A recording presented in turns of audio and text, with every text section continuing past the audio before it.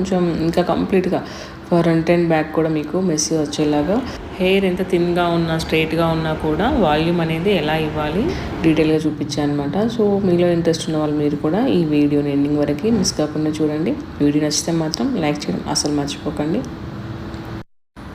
First అయితే ఈ విధంగా ఇయర్ టు ఇయర్ సెక్షన్ చేసుకున్నాక మనకు మిడిల్ క్రౌన్ ఏరియాలో కొంచెం వాల్యూమ్ వచ్చేలాగా ఈ విధంగా బ్యాక్ కాంబ్ చేసి పెట్టేసుకోవాలి. తర్వాత ఫ్రంట్ హెయిర్ కంప్లీట్గా కర్ల్స్ చేసుకుంటాము.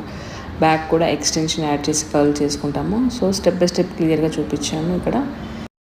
ఇలా హెయిర్ బ్యాక్ కాంబ్ చేసేటప్పుడు మనం హోల్డింగ్ కోసము హార్డ్ స్ప్రే అనేది యూజ్ చేస్తాము. ఇక్కడ యూజ్ చేసేది స్కాచ్ కాఫ్లో టాఫ్ట్ స్ప్రే. ఇది నెంబర్ 5లో ఉంటుంది. ఇది రెగ్యులర్గా మనము బ్యాక్ కాంబ్కి హెయిర్ స్టైల్స్కి రెగ్యులర్గా ఎక్కువగా ఇదే యూజ్ చేస్తూ ఉంటాం అనమాట.